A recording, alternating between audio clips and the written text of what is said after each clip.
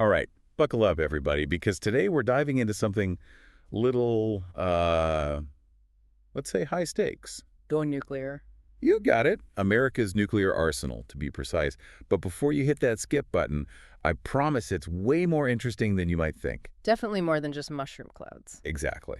We're going to be looking at a recent Minuteman III ICBM test launch, but here's the twist. We've got two totally different takes on the same event. Sounds intriguing. What are our sources? One is this YouTube video, super dramatic, called America's Fury.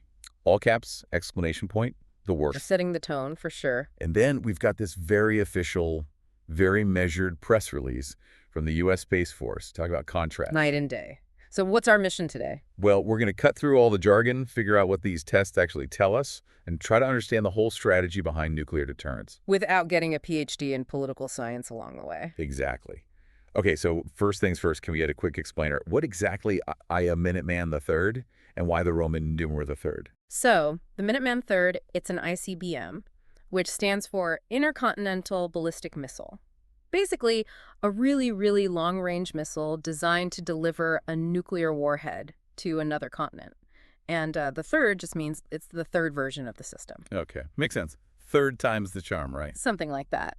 And you want to know the craziest part? This tech is over 50 years old. No way. Older than a lot of our listeners, probably. Probably, yeah. So it's not just some relic of the Cold War, though. It's still, like, active duty. Oh, absolutely. The Minuteman III, it's a key part of what's called the nuclear triad. So that's the three ways the U.S. can launch nuclear weapons from land, from submarines, and from aircraft. It's all about what we call deterrence. Deterrence, so making sure that if anyone wants to mess with the U.S., they know it's not going to be a walk in the park. Exactly. They can't take out all of our nuclear capability at once, so they think twice, maybe three times about attacking in the first place. So like a high-stakes game of, I don't know, nuclear chess or something. Yeah, that's a good way to put it. Okay, so we've got the big picture, but what about the actual test launch? What jumped out at me in that YouTube video was, like, all the people involved, they show airmen transporting this missile 1,300 miles, carefully reassembling it piece by piece. It's not just pushing a button, you know.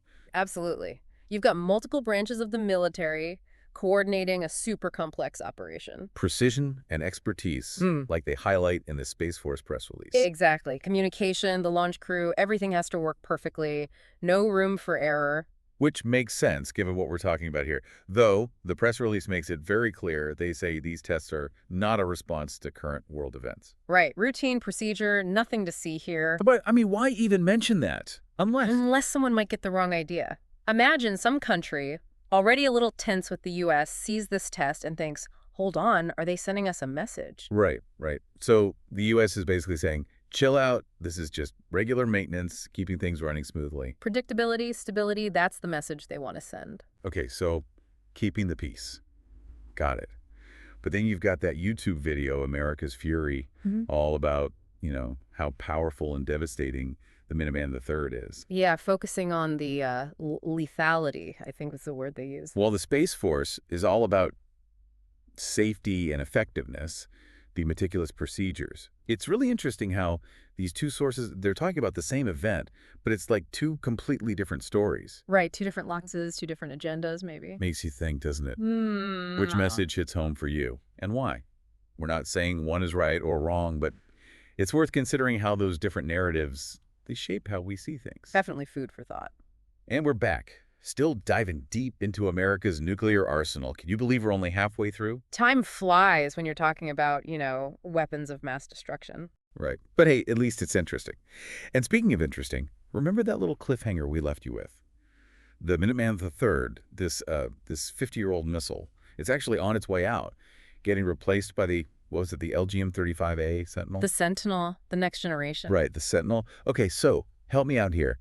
If the Minuteman III is still doing its job, why replace it at all? Isn't it, like, cheaper to just keep using what we've got? Well, in theory, maybe. But think of it like any old piece of tech. It gets harder and harder to maintain. Like trying to find parts for a vintage car. Exactly. Expensive, time-consuming. And probably not as reliable as a newer model. Right. Plus, the world has changed a lot since the Minuteman III first came on the scene. New threats, new technologies. Got to keep up with the times, right? Exactly. So the Sentinel, it's designed with all these upgrades, improvements. Okay, so spill the beans. Mm. What can the Sentinel do that the Minuteman III can't? Well, first off, reliability. It's supposed to be much easier to maintain, less prone to, glitches and breakdowns. Less time in the shop, more time ready to go. Makes sense.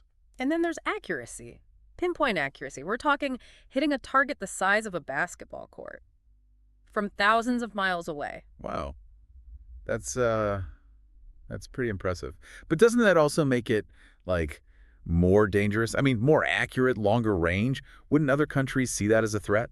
It's a possibility. It's a delicate balance, modernizing your deterrent, but not making things worse. The U.S. will need to be very careful how they present this. With transparency and all that. Exactly. But it's not just about the destructive power. The Sentinel, it's also going to have a longer range than the Minuteman III. So it can reach more targets. Potentially, yes. Yeah. It also means the U.S. could base these missiles in more secure locations, farther away from potential threats. Okay, so more reliable, more accurate, longer range. Anything else I should add to my Sentinel Dungo card? Oh, yeah. One more big thing. Modular design. It's like building with Legos. Legos? Yeah, you can swap out parts, upgrade systems as needed without having to build a whole new missile every time. Future-proof. Got it. But I'm guessing not everyone's thrilled about this new super missile. What are the downsides? What are the critics saying? Well, some argue that the cost is just too high, especially with so many other things, healthcare, education that need funding. Yeah, tough choices for sure. And then there's the worry that deploying a new, more advanced ICBM, it could be seen as a provocation. Right, like the U.S. is trying to flex its muscles. Exactly, which could lead to other countries feeling like they need to, beef up their arsenals. And then we're off to the races. Exactly. So it's a tough call. Some see the Sentinel as essential, a way to maintain a credible deterrent. Others see it as, well, potentially making things worse. No easy answers. What's your take? Honestly, I think communication is key. The U.S. needs to be clear about its intentions, work with other countries, try to reduce the risk of things spiraling out of control. Sounds like a good plan, in theory. Okay, so let's say the U.S. goes ahead with the Sentinel. What's the timeline? When does the Minuteman III officially retire? Well, the Sentinel's still in development. We're probably looking at late 2020s for full-scale production. And then it'll take even longer to actually deploy the whole system. So a gradual phase out. Right. The Minuteman III, it'll probably be around for another decade or so, but its days are definitely numbered. The end of an era. But hey, even as the Minuteman III heads toward retirement, it sparked all these important conversations. About deterrence, about strategy, about the role of these weapons in the world. Exactly. Yeah. And those conversations, they're not going away anytime soon, especially with the Sentinel coming on the scene. Right. It's a whole new chapter. All right, deep divers, welcome back. We're in the final stretch of our nuclear adventure, and things are about to get, well, even more interesting. That's right. We've talked about the Minuteman III, its replacement, the Sentinel, and all the debate surrounding that here in the U.S. Right, the nuts and bolts, the tech specs, all that. Exactly. But now we need to zoom out a little. Go global. Go global. Because these weapons, they don't exist in a vacuum. Right, it's not just about what the U.S. decides to do. Other countries are watching, they're reacting. Exactly.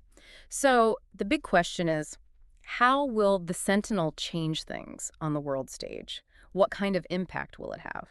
Well, for starters, it's going to send a pretty clear message. Mm-hmm. The U.S. is investing in its nuclear capabilities, modernizing its arsenal. And that message, it's going to be heard loud and clear by everyone. Allies, adversaries, everyone. Okay, so let's break that down. Starting with allies, I'm guessing they're probably feeling pretty good about this, right? Yeah, most likely. Especially those countries that rely on the U.S. for their security. The whole nuclear umbrella thing. Right, like, hey, don't worry, we've got your back. We've got the latest and greatest tech to deter any potential threats. Exactly. It's a reassurance, a sign that the U.S. is committed to upholding its commitments. Okay, makes sense. But what about countries that aren't so friendly with the U.S.? I imagine they might see this new super missile and get a little nervous.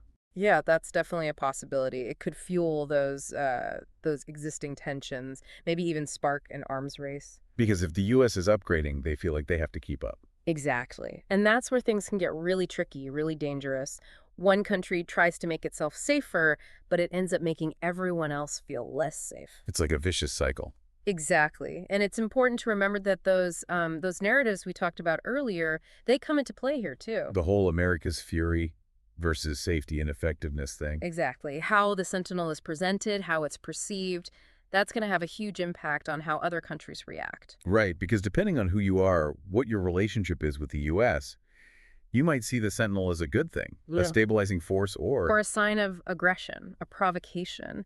And that can lead to all sorts of unintended consequences, miscalculations, misunderstandings. dangerous stuff. Very dangerous. Which is why communication is so crucial. The U.S. needs to be clear about its intentions, engage in dialogue, work with other countries to manage these risks. Make sure everyone's on the same page as much as possible. Right. Because at the end of the day, this isn't just about the U.S. It's about global security, global stability. It affects all of us. Exactly. Well, folks, that's about it for our deep dive into America's nuclear arsenal. We've covered a lot of ground, from the history of the Minuteman III to the future of the Sentinel. And all the complexities in between. Exactly. And we've seen how these weapons, they're not just pieces of technology. They're symbols, they're tools of power, they shape international relations. To shape our world. Yeah, exactly. So we hope you've learned something from this deep dive, that you're maybe even a little more curious about these issues now. Because it's important to understand these things, to have these conversations. To think critically, to ask questions, and most importantly, To stay curious. until next time, deep divers.